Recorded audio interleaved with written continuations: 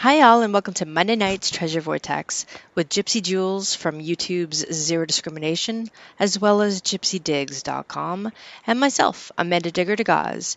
Tonight we have special guests George and Pam Lesche of Predator Tools. Excited to have them on, but first, hey Gypsy, how are you? Hey, I'm doing good. Just uh, been trying to stay warm here in Texas, but it warmed up a little today, but it's raining, so can't get out. I think it got to like a high of 42 today, but it's pouring and raining all day, so hadn't been able to get out and do some digging. But how about you? I think you were able to get out and do a little mudlarking, weren't you? Yes, actually, on Sunday, so yesterday, it was 20 degrees with real feel of 5, and I decided I didn't want to be in the house anymore, so I donned my multiple fleece layers and hit the beaches to see if I could find anything left over from the last big storms that we had, and saw that one of my spots is closed until spring. So What? yeah, I can't get to it. So I'm gonna have to find somewhere to park and try to hike it. But I can't get into the area that is easily accessible. So that was sad. And then ended up a couple different boat launches I go to and found a couple marbles, and I got watched by a police officer for a while. And um, Oh. yeah, it Hadn't was heard about that. just Did I was doing he my just thing, watch and or he parked didn't say and anything? he parked and watched me for a good, I felt like 10, 20 minutes, and I'm like, go ahead, get out, say something. So Um, and he he never did. did? He got out, and I mean, I was down a bit. He would have had to cross some ice, um, Oh. and then I heard him get back in, heard the door close, and then he drove away. So I'm like, oh, Ah, okay. yeah, yep, Interesting. it was, it Wow. was. I'm like, I know it's a public spot, picking up trash, I don't know. Don't know. It was probably just entertainment for him watching this crazy lady out, you know. In the weather. Yes. In the crazy weather. Hmm. This lady must be crazy. She must be on something. Yeah, probably. Probably. She just keeps bending over Oh, and staring sometimes. at the ground. What is she doing? Yep. Oh, that's funny. That's funny. Well, oh man. Well, I'm glad you got to get out and find a few Thanks. goodies, and hopefully, once this rain is done in the next few days, I'll be able to get out maybe. But I've just been swamped with other stuff, so haven't been able to get out anyway. And then all the cold weather we've been having since we swapped weather here in Hmm. Texas. The weather got drunk, and your weather got drunk and came to Yeah. Texas or I, something. I'm not making it to pick it up though. It can stay. Oh, okay. It can Okay. stay? Yep. No, Yep. it's got to go away. Well, I'm excited about our guest tonight. I know we wanted to get him and Pam on before Christmas, but they were super busy. So you want to go ahead and introduce our special guest tonight? Absolutely. Everyone give a warm welcome to George and Pam Lesche of Predator Tools. Hey, George, welcome to the show. Hello, and thank you very much for having me on. We Absolutely. appreciate you being here. So appreciate you being here. And No, I don't know yet if Pam will be able to join us tonight. She just went to the dentist today, so we all know how that feels. And so if she feels up to it, we can always call her in. But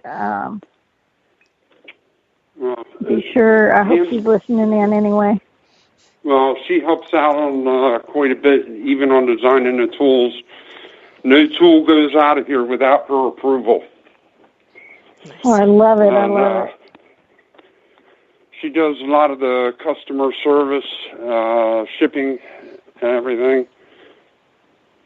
Wow. Well, I can't wait to hear how y'all got started, but with your Predator tools, I know a lot of our listeners use Predator tools, and if they don't, they're going to have to go check out your website. We'll be giving that shortly. But George, how did you get into treasure hunting or metal detecting? Do you mind sharing that story with us? Or first tell us where you're from, if you don't mind. Well, we're from Brixton, New Jersey, and that's in the southern part of it. And what we had a little metal detecting shop at the time, and I used to like going down to Virginia doing some metal detecting. And what happened was Pam calls me up at work to tell me that she just sold my tool and we need to reorder another metal detector. The tool I was going to use the next day, and I was upset. And Gary Biskey from Outdoor Outfitters, so I called him up, and I was telling him, she sold my tool on me again. And he said, do me a favor. He says, next time you make a replacement, make it extra and send it to me. So I ended up sending it to him, and he got all excited about it, and he placed a big order for him. And then after that, it was just like a snowball effect. Everybody under the sun had to have them. Now, that was when I was Lesche Tools.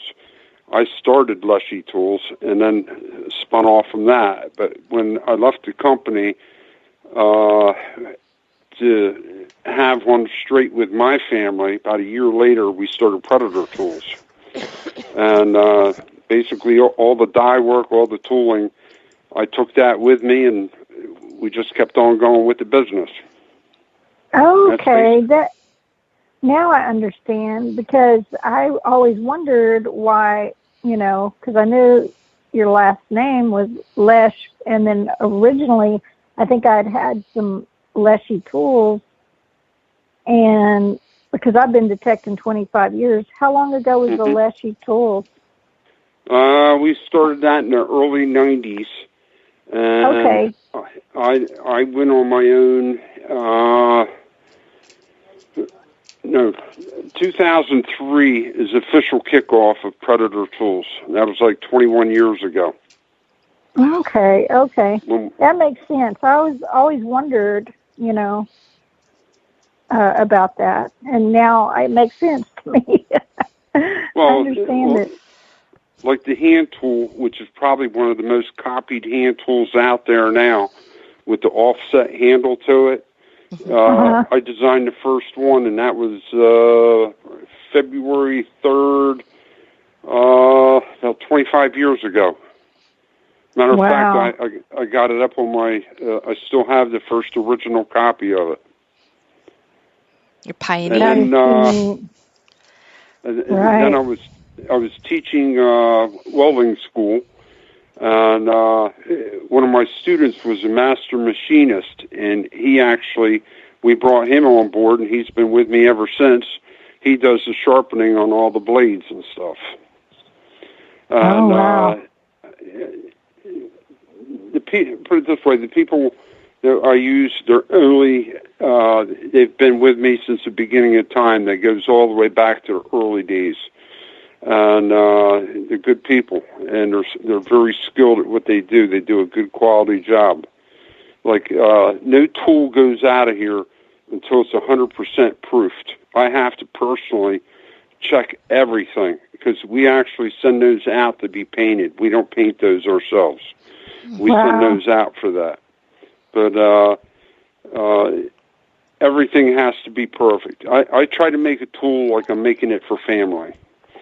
It has to be 100% before it goes out of here. And then Pam does a follow-up, and bag them, box them, the whole 9 yards, and make the post office and FedEx runs. But that's a lot of work. Yes. We've even supplied the United States military with these tools. And, wow. Yes. Wow. And we try to produce only the highest quality tool you can get. like the digging tool or Model 85, is second to none. It's the best out there. For its weight, it's just under 1 pound, about 14 ounces, just for the digging tool. And I've had a number of other tools, knockoff copies that I call it, where we'll take them in here and we'll test them to see what will happen. And I remember the first time somebody brought one over to me. It was made in China. And it folded so quick, it was unbelievable. And the guy's getting all upset. George, I wanted to use that. I said, not a problem. I just folded it right back into position again. So here you go. I ended up giving him one of mine just the same. I appreciated him bringing it over here for me to look at. That's awesome. Right. Well, yeah, go ahead. We have a question in chat. You want to ask that, Amanda? Yes, Ohio Relic Hunter Bill would like to know how many tools go out of the shop on average, kind of per week. That goes up and down. You have high weeks and you have low weeks. Like before Christmas, you're jamming. I mean, but I don't rush tools. If it says sold out, that's because right now I'm working on something else. There's only so much that I can turn out, and we don't mass produce. These I build them one at a time, and wow. the quality is everything. All right, like I had one tool. Matter of fact, it had like a heavy 85 that had a heavy scratch in it. Like I told Pam, it can't go. I can't send it out, with this heavy scratch right down the blade. It's not broken. It doesn't impair the usage of it. Right. But it's going to end up being a gift for a friend of mine because of the scratch. I told him, I got a scratch. I ain't worried about the scratch. But the trouble is, when somebody buys something, they expect, a quality tool, and that's exactly what we try to deliver. Give you an example. One of the knockoff ones, I ain't even going to mention any names. We went to a show one time down in Virginia, and the guy says, "Oh, you want to see it?" And I said, "Yeah." No sooner than I had it in my hands, like when you're using a MIG welder, you have to clean the nozzle from time to time.